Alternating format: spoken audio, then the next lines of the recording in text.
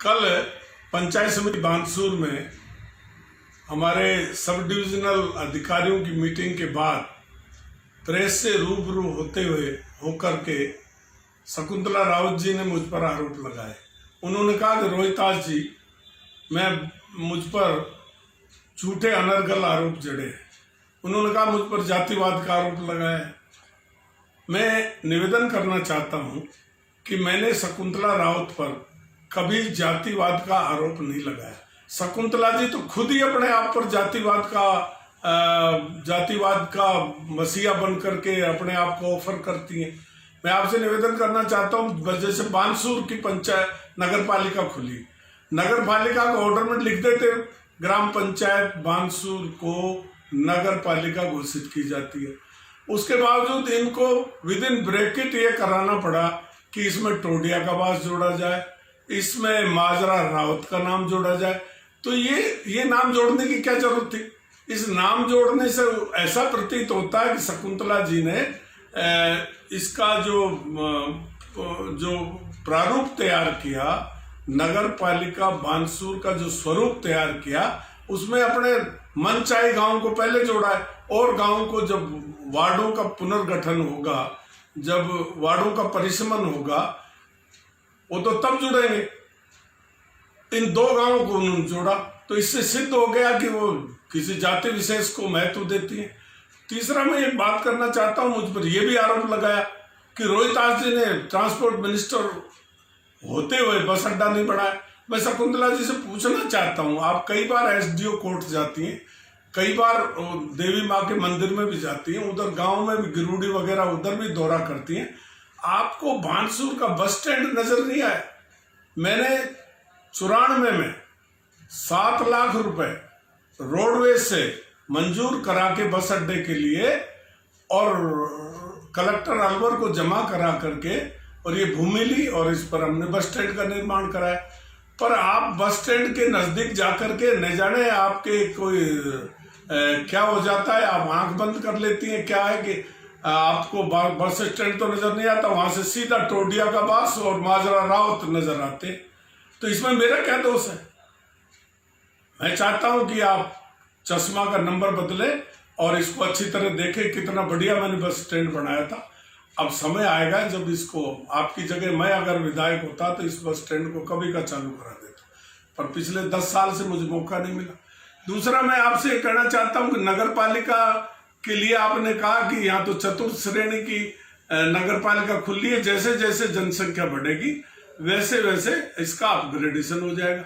शकुंतला जी को जानकारी नहीं है कि 23,000 से ज्यादा पॉपुलेशन वाले जगह पर तृतीय श्रेणी की नगर पालिका खोली जाती है और हमारी आबादी तो 40,000 के लगभग है, कम से कम 40,000 है बानसूर की। 18-19,000 तो हमारे मतदाता हैं।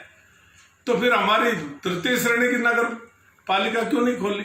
फिर आपने एक और उदाहरण दे दिया। आप झूठ बोलने में बहुत माहिर हो और बड़े ऐसे बोलते हो। आप जब झूठ बोलती हो तो आपको ये लगता है कि दूसरे सबको समझ में नहीं बैठी कि मैं सच कह रही हूं कि झूठ कर।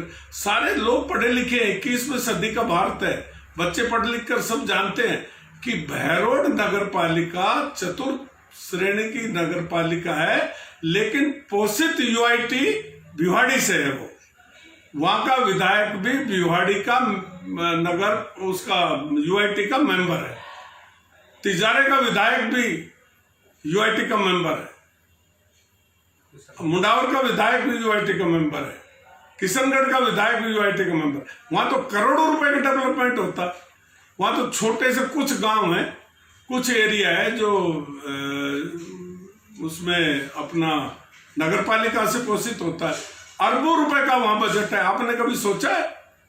आपका आज जितने भी गांव हैं, कांकरा, किलानपुरा, बड्डू, आपका नीमराणा के आसपास के गांव, खुद नीमराणा, शाहजहांपुर, ये सब भिवाड़ी से डेवलपमेंट का पैसा आता है। और बानसूर में खाली आपने 40 लाख रुपया महीने का नगर पालिका में दिला करके आप वाहवाही लूटना चाहते हो। तो आपको तो विकास के बारे में अनभिज्ञ है, आपको जानकारी नहीं है। आपको मुख्यमंत्री से कोशिश करके आपको बीडा से जुड़ना चाहिए था। आपको कोशिश करके यूआईटी भिवाड़ी से जुड़ना चाहिए था, तब जाके यहाँ का विकास होगा। आपने कोट कर दिया बहरोड का नाम, तिजारा का नाम, पता है वहाँ अरबों रुपए का बजट है। हमको बड़ी शर्म आती है जब हम आंकड़े गिनाते हैं बानसूर में विकास कितना का हुआ, तो हम हमारी सड़कों को जोड़ देते हैं, हमारे पानी की स्कीम का पैसा जोड़ते हैं। वहां अकेले 300 करोड़ रुपए का बजट तो बानसूर में सीवर लाइन्स का यूआईटी ने दिया, आपको जानकारी है? बहरोड में दिया, ऐसे तिजारा में भी दिया। वहां कितना डेवलपमेंट हो रहा है, अरबों रुपए का डेवलपमेंट है। इसलिए आप विकास को नहीं जानती हैं, आप थोड़ी पढ़ाई ज्यादा करो। लच्छेदार भाषण तो आप दे लेती हो, लच्छेदार भाषण तो दे लेती हो, और विपक्ष पर आरोप भी अच्छा सा लगा लेती हो, लेकिन अपने क्षेत्र को भूल गई हो, आपको जरा भी जानकारी नहीं है।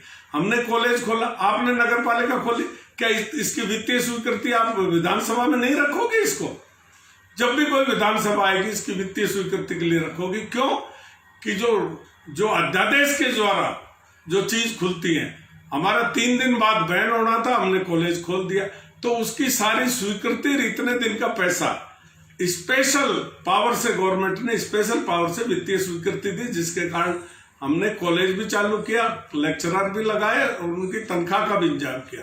लेकिन जब भी विधानसभा आती है, फर्दर एक्सपेंशन का ऑर्डर विधानसभा में पास होता है, विधानसभा में रखा जाता है।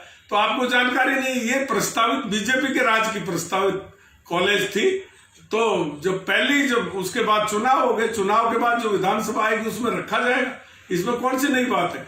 अब जो आपने ये ऑर्डर निकाल दिया, तो क्या इसको भी हम कंडम मान लें? आपका कोई ऑर्डर नहीं है, लेकिन हमको रूल्स ऑफ बिजनेस का ज्ञान है, हमने रूल्स ऑफ बिजनेस पढ़ा है, हम जानते हैं विधायक क्या होता है, विधायक की पावर क्या होती है, सरकारी ऑर्डर का क्या मतलब होता है। आप नहीं जानते हो सरकारी ऑर्डर का मतलब।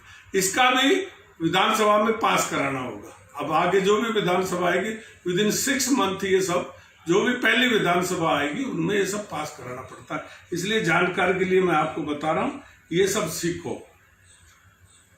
तो मैंने ये सारी बातें आपके सामने रखी हैं। तो जातिवाद का आरोप मैं नहीं लगा रहा, आप स्वयं अपने आप लगवा रही।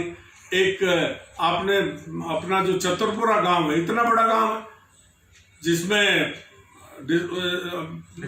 डिस्पेंसरी खुलनी चाहिए थी, जिसमें पीएससी खुलनी चाहिए थी, आपने खोली क्या वहां? तो क्या आपने अपना पराया नहीं किया क्या?